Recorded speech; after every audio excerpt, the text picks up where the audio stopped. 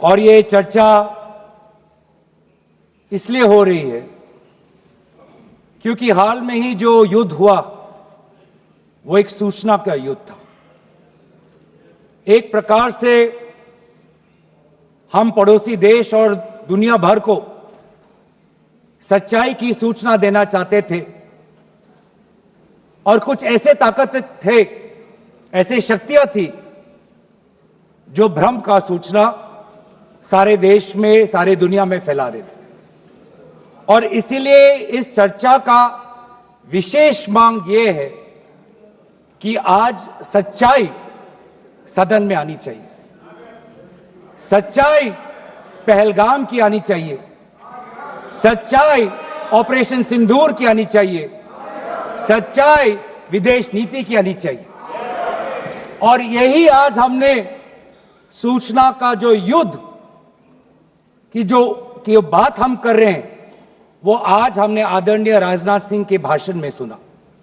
बहुत से सूचनाएं दी उन्होंने, बहुत से जानकारी दी, लेकिन रक्षा मंत्री होने के नाते ये नहीं कहा कि पहलगाम में दहशतगर्द कैसे आए।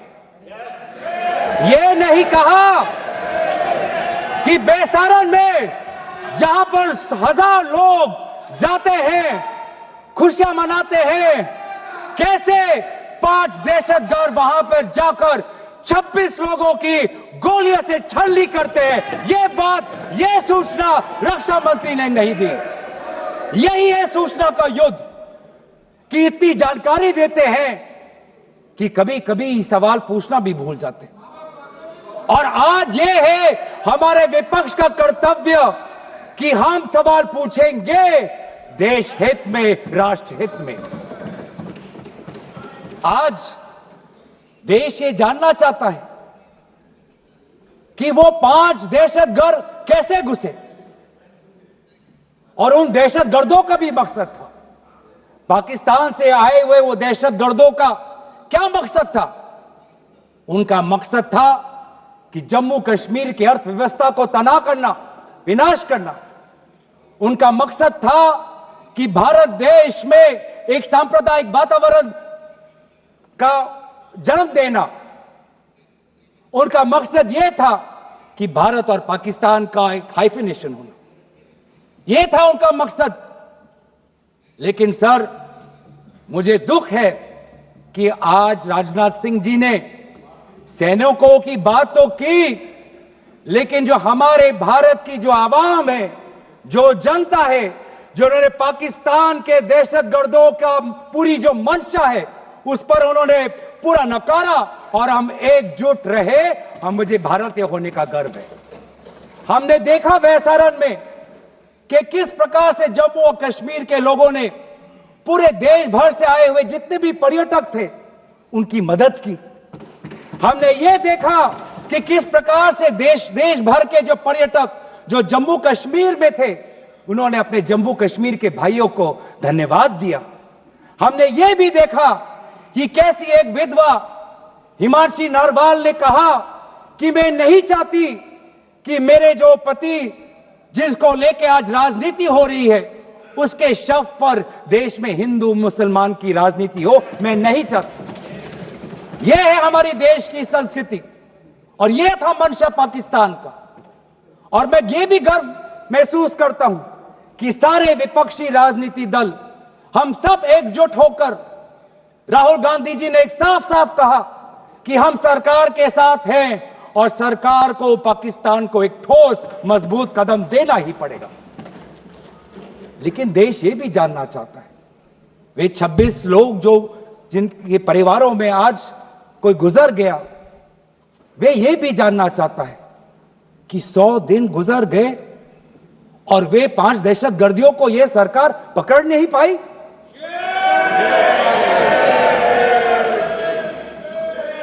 देश के वो लोग ये भी जानना चाहते हैं कि ये जो 5 दहशतगर्दे थे, दहशतगर्दी जो आए टेररिस्ट, निश्चय इनको किसी ने पनाह दी, निश्चय इनको किसी ने जानकारी दी, निश्चय ये पूरा जो 1 घंटा का जो उन्होंने गोला बारूदी की उसके बाद ये फरार हो गए, उनको फरार होने में भी किसी ने उनकी मदद की, और आज भी ये 100 दिन हो गए और सरकार के पास कोई जवाब नहीं।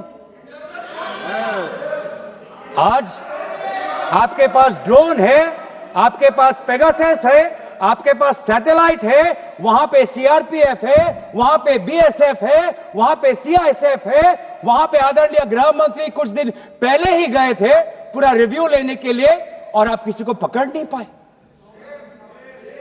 ये कैसी है, ये कैसा बंदोबस्त? आपने कहा कि आर्टिकल 370 के चले जाने के बाद जम्मू कश्मीर सेफ है, जम्मू कश्मीर में आइए, लोग आए, लोगों ने अपने आप को सुरक्षित महसूस किया, लेकिन बेसारन में देखा कि कितने वो निहत्थे थे, कितने वो असहाय थे, कि लगभग 1 घंटा लगा एक एम्बुलेंस उनके पास पहुंचने के लिए। पुलिस पर अगर आर्मी भी आई तो चल के आई। और सर, मैं वो नजारा भूल नहीं सकता, एक मां और एक बेटी चल के नीचे आ रही थी, एक भारत के सिपाही को देखा और सिपाही को देखकर वो रो पड़े, खुशी से नहीं, डर से, क्योंकि उनको लगा कि वे दहशतगर्द जिन्होंने सिपाहियों का यूनिफॉर्म पहनकर वहां पर लोगों को मारा, आज वही दहशतगर्द आज पहाड़ के नीचे उनका इंतजार कर। उस भारत के सिपाही को कहना पड़ा कि मैं भारतीय हूं, तुम डरो मत, मैं भारतीय हूं, तुम सेफ हो, सुरक्षित हो। ऐसा दहशत उन्होंने महसूस किया।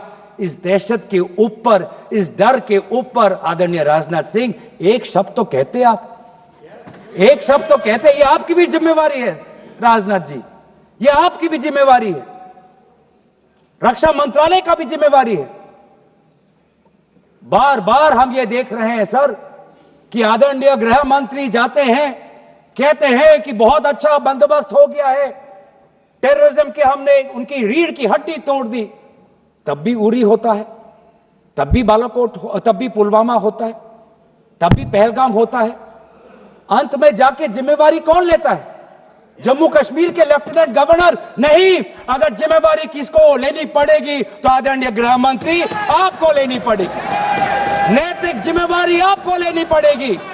आप लेफ्टिनेंट गवर्नर के पीछे नहीं छुप सकते, आप लेफ्टिनेंट गवर्नर के पीछे ये केंद्र सरकार नहीं छुप सकती, क्योंकि गृह मंत्री खुद वहां पे थे कुछ ही हफ्ते पहले, खुद उन्होंने सिक्योरिटी का रिव्यू लिया कि आपके पास जानकारी नहीं थी।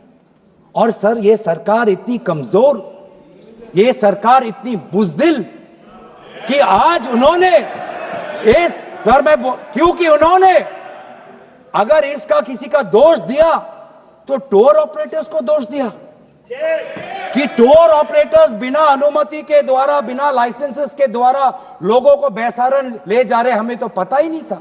ये है इनका कारण, ये बताना चाहते हैं। तो सर, यही तो दुख की बात है कि कहीं ना कहीं एक सरकार में एक अहंकार आ चुका है। इंटेलिजेंस और सिक्योरिटी जो फ्रेमवर्क है, एस्टैब्लिशमेंट है, जो लोग हैं जो निर्णय लेते हैं इंटेलिजेंस और सिक्योरिटी की, आज उनमें एक अहंकार आ गया है कि चाहे जितनी भी बड़ी गलती हो उन पर कोई सवाल नहीं उठा सकता। लेकिन आज हम सवाल उठा रहे हैं, आज हम सवाल उठा रहे हैं, आज हम सवाल उठाएंगे। प्रधानमंत्री मोदी जी, आपको, आप सऊदी अरब में थे, आप जब वापस आते आपका पहला नैतिक कर्तव्य होता कि पहलगाम आप जाते, लेकिन आप पहलगाम नहीं गए, एक सरकारी कार्यवाही के लिए आप बिहार गए और चुनावी भाषण दिया। देश के मुखिया सऊदी अरब में थे, पूरा कार्यक्रम उन्होंने संपूर्ण किया, वापस आए और वो पहलगाम भी नहीं जा पाए और बिहार में जाके चुनावी भाषण दे रहे। अगर पहलगाम में कोई गया तो हमारा नेता राहुल गांधी गया। अगर पहलगाम में जो लोगों की मृत्यु हुई उनके लिए अगर शहादत की मांग कोई कर रहा है तो हमारा दल का नेता राहुल गांधी कर रहा है। राहुल गांधी जी बादामी के कंटोनमेंट में गए, सर मैं बोलूं? Sir house in order, sir house in order में like, sir house is not in order में रहेगा सर। टाइम लेकिन आप तथ्यों पे बोले, गलत सूचनाएं नहीं दे सदन में, गलत सूचनाएं मत दे। हम बोले इसके ऑर्डर में लाइए सर। कोई सदन में गलत तथ्य नहीं रख सकते आप। सर मैं बोलूं सर कैमरा आएगा मेरे पे। धन्यवाद। आदरणीय अध्यक्ष महोदय, आदरणीय अध्यक्ष महोदय, अब बात आती है ऑपरेशन सिंदूर की। आज मैं राजनाथ सिंह जी का भाषण सुन रहा था। मुझे पता नहीं चल रहा था कि राजनाथ सिंह जी जो भाषण दे रहे थे वो किस समय का उजागर कर रहे थे, वो किस समय का उजागर कर रहे थे, वो किस समय का उजागर कर रहे थे। क्या वो 2016 के बाद क्या उन्होंने ये नहीं कहा कि हम घुस के मारेंगे और पाकिस्तान को आज वो उनका जो भी टेररिस्ट इंफ्रास्ट्रक्चर है उसको खत्म कर देंगे? वही बातें तब की, वही बातें पुलवामा की बात की कि पुलवामा के बाद आज हमने हमारे लड़ाकू जहाज अब गए हैं, अब पाकिस्तान अब कभी भी भारत पर उंगली नहीं दिखा सकता। और उसके बाद आज दोबारा वही बातें कर रहे हैं, आज दोबारा वही बातें कर रहे हैं कि हम घुस के मारे, हमने ये किया, फलाना किया। और ये अब भी कह रहे हैं कि ऑपरेशन सिंदूर कंप्लीट नहीं हुआ, अधूरा है, क्योंकि कल को जाके दोबारा पाकिस्तान कर सकता है। ये खुद कह रहे हैं, ये खुद कह रहे हैं, ये खुद कह रहे हैं कि इसके पश्चात भी पाकिस्तान कल को जाके कर सकता है। तो ये कैसा, ये जो सफल कैसे हुआ, फिर क्या सफल हुआ? आज ये खुद कह रहे हैं कि हमारा मकसद युद्ध का नहीं था। हम पूछना चाहते क्यों नहीं था, होना चाहिए था। आज उन्होंने खुद कहा कि हमारा मकसद जमीन लेने का नहीं था। क्यों नहीं था? पाकिस्तान ऑक्यूपाइड कश्मीर अगर आज नहीं लेंगे तो कब लेंगे? ये उन्होंने खुद कहा, इन्होंने खुद कहा कि हमारा मकसद था टेररिस्ट के इंफ्रास्ट्रक्चर पर आक्रमण करना। तो क्या हमने उरी के समय नहीं किया? क्या हमने पुलवामा के समय नहीं किया? लेकिन उसके पश्चात भी पाकिस्तान का इतना साहस कि आज उन्होंने पहलगाम में जो पिछले 20 वर्षों में हमारे भारतीय नागरिकों पर सबसे दर्दनाक अगर हमला हुआ है तो आपके समय पे हुआ है। आपके समय में उरी हुआ, आपके समय में पुलवामा हुआ और आपके समय में आज पहलगाम हो रहा है। कुछ बातों का उजागर किया, कुछ किताबों का भी उजागर किया। ये नई प्रक्रिया है सर, हर चर्चा में आदरणीय भाजपा के नेता एक किताब उठा लेते हैं, फिर कुछ पंक्तियां वहां से पढ़ते हैं। मैं इतिहास के पंक्तियों को नहीं पढ़ना चाहूंगा। आज हमारे भारतीय सेना के जो बड़े अफसर हैं, मैं उनकी बात में पढ़ना चाहूंगा। दुख की बात तो यह है सर कि ये वो बातें हैं जिन्हें हमें भारत के अंदर सुनना चाहिए था, लेकिन अगर पहली बार अगर हमने सीडीएस को सुना तो हमने सिंगापुर में सुना, श्रृंगीला डायलॉग में। ब्लूमबर्ग को वो जानकारी दे रहे थे, हमें नहीं सर, ब्लूमबर्ग को क्या जानकारी दिया। मैं पूरा पढ़ लेता हूं without editing. What is important, क्या जरूरी, हिंदी में अनुवाद करने की कोशिश भी करता हूं, मत करो। क्या ये जरूरी नहीं कि जेट गिरे, पर क्यों गिरे, क्या गलतियां हुई, वो महत्वपूर्ण है। संख्या महत्वपूर्ण नहीं सर। 35 ही राफेल है देश में, 35 ही राफेल है। अगर उनमें से कुछ गिरे भी तो देखिए सर, मुझे तो लगता है कि बहुत बड़ी क्षति हुई। 35 राफेल, अगर कुछ उनमें से भी अगर कुछ गिरे तो मुझे लगता है कि जरूरी है, क्योंकि आपको लगता है कि 35 राफेल काफी है, तो अगर कुछ गिरे तो वो भी जरूरी है। और उन्होंने उसके बाद ये कहा कि ये बात अच्छी है कि हमने अपनी गलतियां को समझा, उसको सुधरा, और 2 दिन बाद हमने अपने जेट को उड़ाए और दूर से हमने आक्रमण किया। सर, ये मैं थोड़ी जानकारी चाहूंगा। हमारे पास जो हमें संदेश मिलता है कि दुनिया के सबसे बढ़िया और बेहतरीन लड़ाकू जहाज हमारे पास है, सबसे बेहतरीन पायलट हमारे पास है, तो सीडीएस को ऐसा क्या कहना पड़ा, ऐसा क्या परिस्थितियां हैं कि हमारे हमारे लड़ाकू जहाज क्लोज रेंज में नहीं जा सकते, उनको दूर से ही फायर करना पड़ता? ये क्या है? ये क्या पाबंदी है?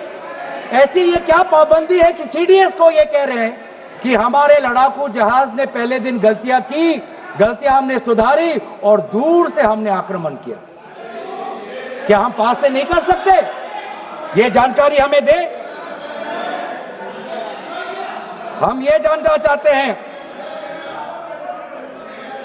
कि lieutenant general Rahul R Singh ने सदन के अंदर नहीं, सांसदों को नहीं, राजनीतिक दलों के फ्लोर लीडर्स को नहीं, फिक्की में जाके कहा, क्या कहा उसका भी मैं हिंदी में अनुवाद करता हूं कि पाकिस्तान तो सिर्फ फ्रंट पे था और पाकिस्तान के पीछे चाइना उनके पूरी तरीके से समर्थन कर रहा है।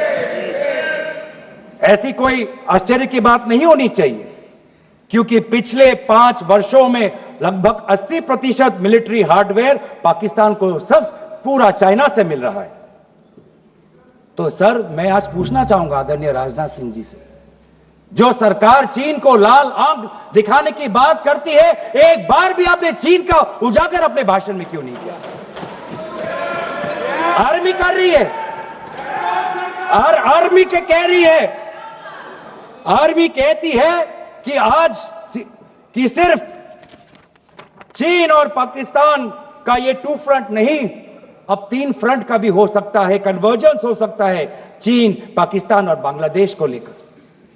लेकिन मैं सरकार को याद दिलाना चाहूंगा कि ये जो 2 फ्रंट की जो बात थी, इस बात की शुरुआत किसने की थी? इस बात की चेतावनी किसने दी थी?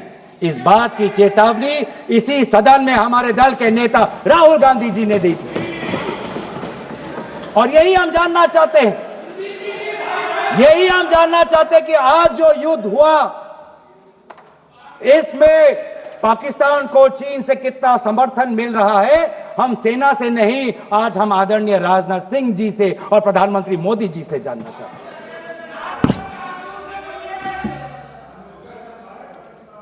और सर, इंडोनेशिया में जो डिफेंस अटैचे है, उसने तो ताज्जुब की बात कह दी। उसने क्या कहा sir? India defence attache group captain Shiv Kumar ने, हिंदी में दोबारा अनुवाद करता हूं, कि भारत ने लड़ाकू जहाज खोए तो खोए इसलिए क्योंकि कुछ मिलिट्री टारगेट्स पर आक्रमण करने पर पाबंदी थी। क्यों? क्या पाबंदी थी? ऐसे क्या ये राजनीतिक कंस्ट्रेंट्स थे? आपने कहा कि 9 टारगेट पे हमने आक्रमण किया, लेकिन हमें यह भी सूत्रों से जानकारी और मीडिया में आया है, और लेफ्टिनेंट जनरल राहुल सिंह ने खुद कहा कि पहले 21 टारगेट्स चुने गए थे और 21 से फिर 9 हुए। क्यों हुए? क्यों हुए?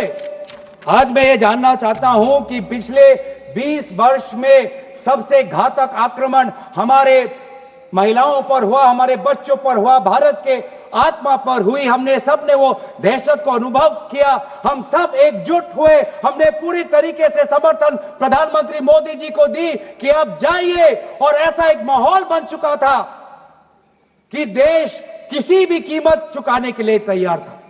पूरा देश प्रधानमंत्री मोदी जी के साथ था, विपक्ष प्रधानमंत्री मोदी जी के साथ था। और अचानक 10 मई के दिन पे हमारे राष्ट्रदूत कहते हैं कि हम पाकिस्तान पर हमला करेंगे, और शाम के 10 मई को सूचना आती है कि पाकिस्तान के साथ अब युद्ध पर हम परिणाम दे रहे हैं, सीज फायर हो गया।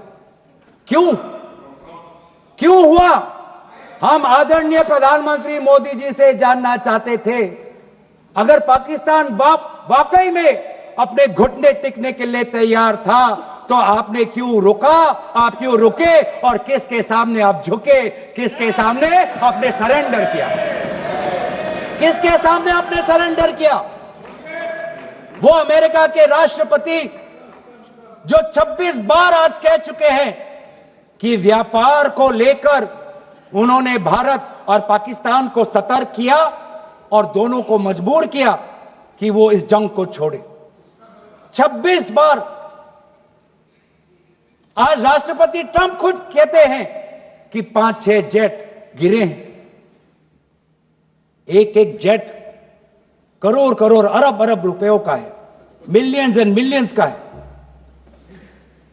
इसलिए हम जानना चाहते हैं, आज हमें स्पष्ट रूप से आदरणीय राजनाथ सिंह जी बताएं, देश पर विश्वास करें, देश में वो साहस है सच्चाई सुनने की। आज आप बताएं कितने लड़ाकू जहाज गिरे? हमारे में वो साहस है, क्योंकि ये सूचना, ये सच्चाई सिर्फ देश के नागरिकों के लिए नहीं, ये सूचना, ये सच्चाई हमें देश के जवानों को भी देना है। आज उनसे भी झूठ कहा जा रहा है, उनके बीच में भी भ्रम फैलाया जा रहा है। हम उनकी जो सच्चाई है आज हम सदन के अंदर लाना चाहते हैं। और सर, बात में आती है विदेश नीति की। किस मुंह से हम कहें कि विदेश नीति आज सफल हुआ है? किस मुंह से कहें? ये आदरणीय राजनाथ सिंह जी, शंगीला में जो डायलॉग हुआ, उस डायलॉग में जो ड्राफ्ट जो आया, जिसको भारत सरकार ने नकारा, वो ड्राफ्ट बनाने में हमारे ही कुछ सहयोगी देश थे, जिनका नाम मैं नहीं लेना चाहूंगा। लेकिन ऐसे देश जिसको हम परंपरागत दोस्त हम मानते हैं, ट्रेडिशनल एलाइज मानते हैं, आज उन्होंने भी इंडिया और पाकिस्तान को हाइफिनेट कर दिया।